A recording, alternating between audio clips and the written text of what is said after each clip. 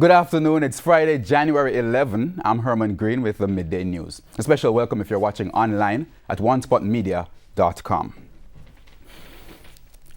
Craft vendors from several craft markets in Ocho St. Anne are appealing to the government to intervene in a matter they say has been affecting their livelihood. The craft vendors claim they are continuously being blocked from conducting business with visitors to the country. The latest incident occurred on Wednesday. 3 large cruise ships docked in Ocho St. Anne on Wednesday, but craft vendors in the area say they are not benefiting. It's a long-standing complaint. Craft vendors pointing out that tourists are not brought to their market, effectively denying them access to visitors with whom they hope to do business. We are the first set of persons who should be benefiting as native people from the cruise ship. We're just walking distance away, and my God, we are suffering.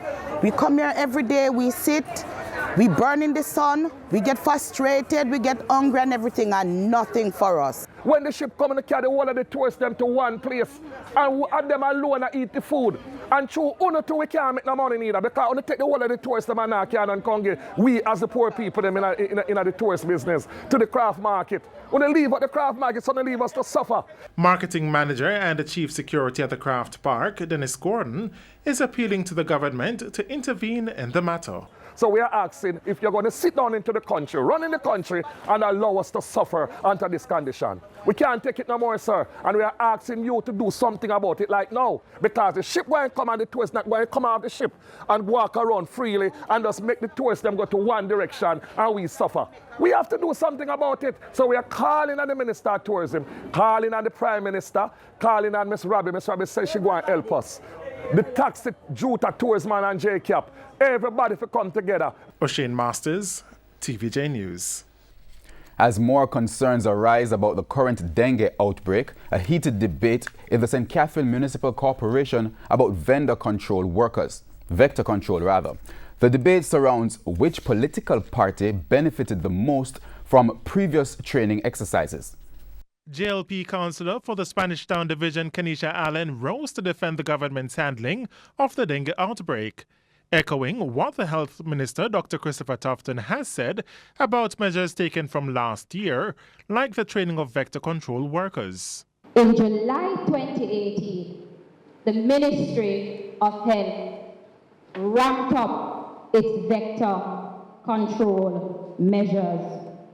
All of us in St. Catherine as councillors benefited from the program by having assisted our communities through the employment of vector control representatives.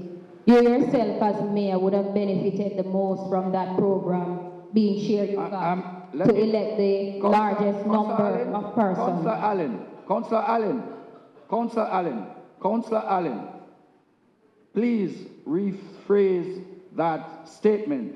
I know nothing of what you're talking, and thus you're misinforming the people of Jamaica. The JLP councillor would not relent, maintaining her position and attempting to continue her point, but the mayor would not have it.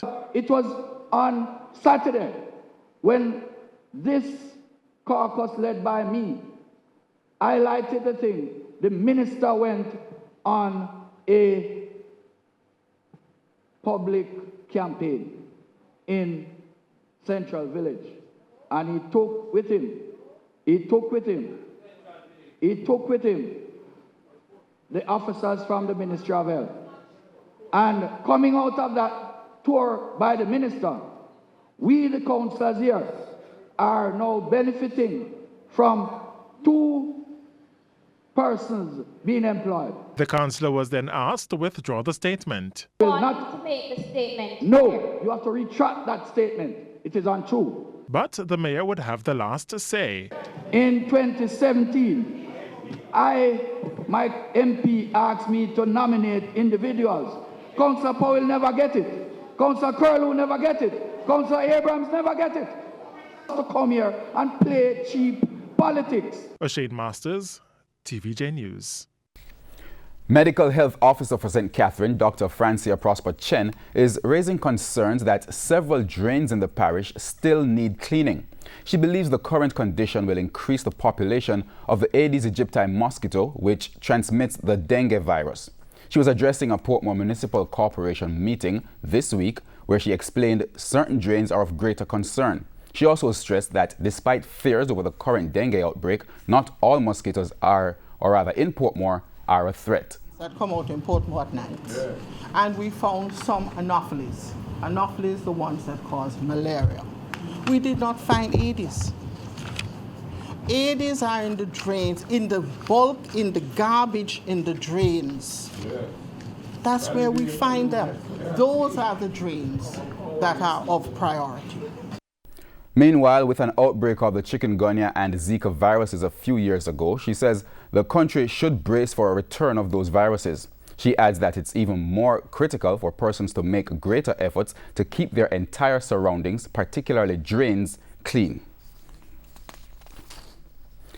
The National Works Agency, NWA, says it has been trying to find ways to hold motorists accountable for the destruction of state property caused by motor vehicle crashes. The entity has been paying for repairs to signs, lights, and other infrastructural damage in the wake of motor vehicle crashes. There have been suggestions again recently that efforts should be made to hold motorists responsible. But CEO of NWA, E.G. Hunter, says they continue to face challenges. To pursue these drivers in court, we have to go through the offices of the Attorney General.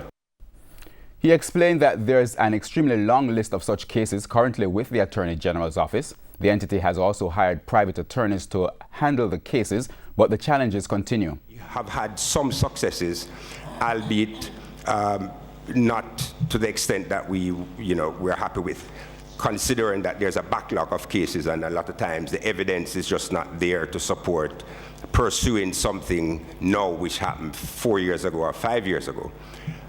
It has sort of fallen under the radar, I must admit, but it's something that I intend to pick up back on rather quickly.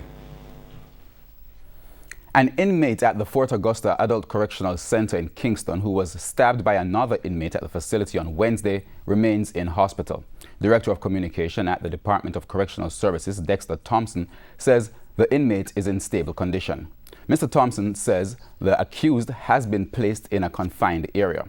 The incident occurred at 12:42 Wednesday morning. It is unclear what instrument was used to inflict the wounds. The victim was reportedly stabbed multiple times. A group of women at the Fort Augusta Adult Correctional Center have taken to Facebook Live, demanding that the authorities take appropriate measures to secure them. Mr. Thompson says an investigation is currently underway. Mayor of Montego Bay, Houma Davis, is this afternoon raising concern following the decision of the government to have styrofoam in circulation until 2020. Mr. Davis says he believes the ban should have been implemented for the use of styrofoam on January 1. Those styrofoam boxes, believe me, if I am to measure what they have done in terms of blockage of drains, and those bottles, I think they contribute just as much or even more than the plastic bags.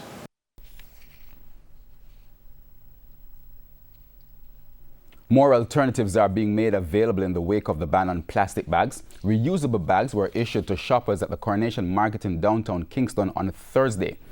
The giveaway is part of Yellow Media's Yellow to Green Recycle campaign, which was launched in response to the ban on plastic bags and the importation of styrofoam. Speaking on TVJ's Smile Jamaica Friday morning, Group Executive Director of Yellow Media, Ian Nita, said his organization will be seeking to fill the void that is being created by the removal of plastic bags.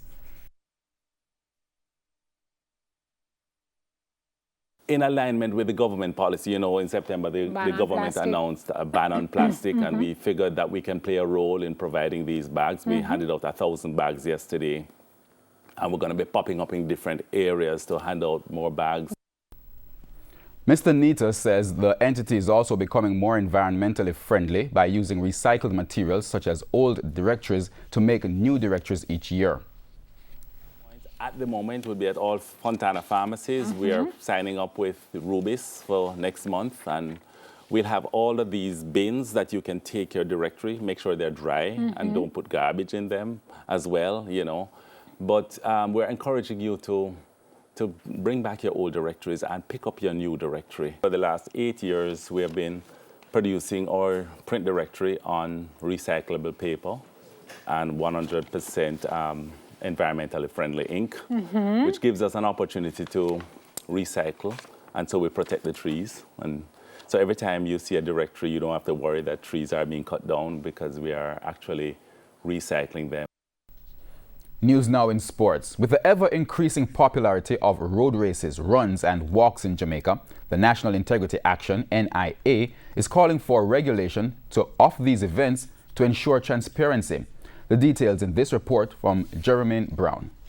Road races are becoming more and more popular in Jamaica. Each month, it seems a new one pops up, attracting thousands of fitness enthusiasts or those who are there just for the support. But according to the National Integrity Action, NIA, there are more than whispers of corruption surrounding the activities, especially given there are no checks on what actually happens to the proceeds, even though some organizers advertise they'll be aiding charities.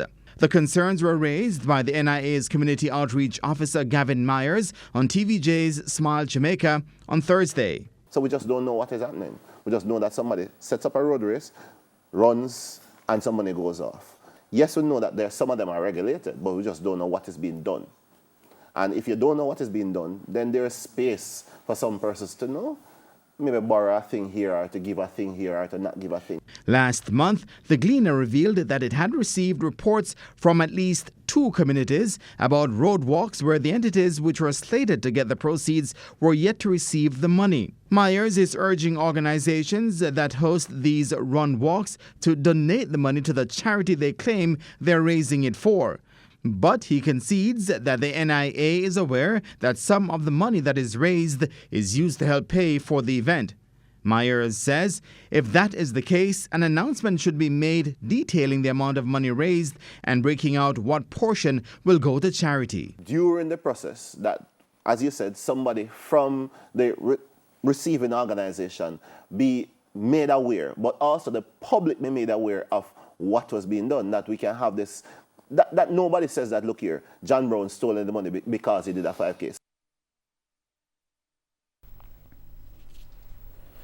And that's the Midday News. I'm Herman Green. Remember to join us at 7 for the primetime news package. On behalf of the news, sports and production teams, good afternoon.